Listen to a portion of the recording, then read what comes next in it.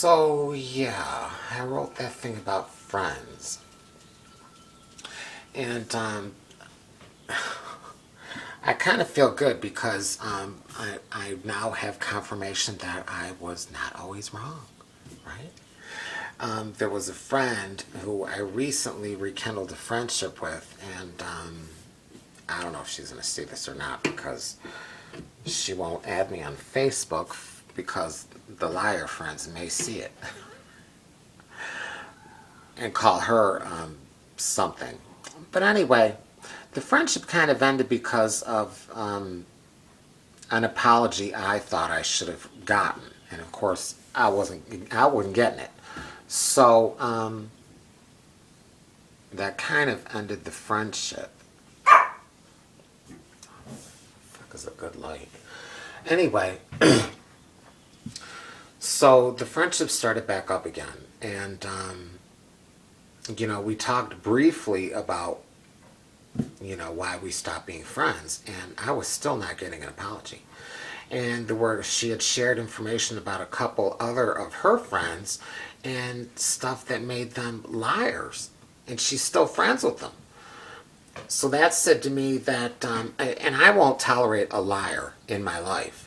And, if you lie about something in your life, and like huge lies, like wrote a book and lied, you're not a friend. So I understood where I was not going to get an apology because she would never expect an apology from the people who were abusive, in my opinion. And then, so I felt good because I went, my initial feelings about the whole thing were correct.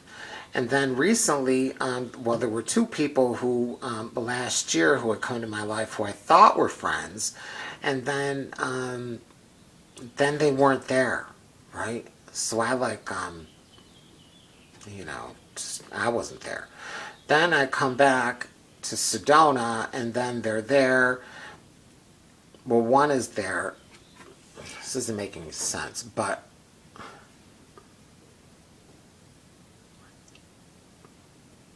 he had said, "You want to go hiking, Jim?" And I said, "Sure, let's go. We'll go hiking." And then a couple days later, I see him, "What's your phone number? I'll call you Saturday." Never called. Never called. And, and then I went, that's the same shit that ended the friendship last year. So I'm not going to be a friend to you anymore.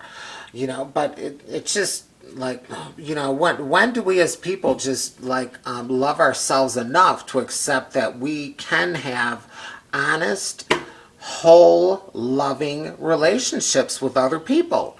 And no, I'm not going to tolerate this part of you because, I don't want to throw the baby out with the bathwater. That's not the way it works. If you're a liar, if you're inconsistent, if you tolerate bullshit from other people in your life, I'm probably going to, just cut it.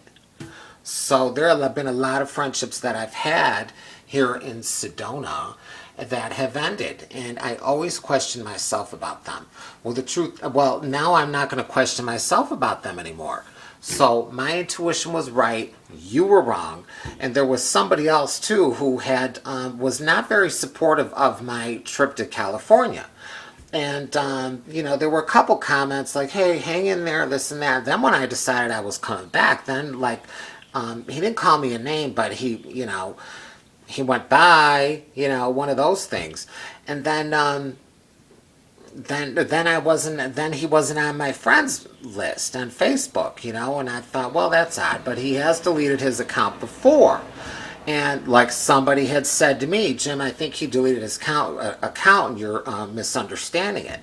Well, then I get a friend request from him, and then I went, you know what? Because I've deactivated my account, and I learned that when you reactivate your account, you don't go and re-add all your friends. They're still there.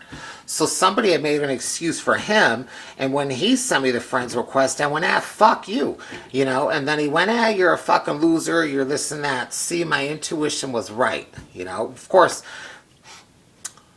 business is one thing, friends are another. So anyway, I love myself enough to just accept total honesty and commitment and love.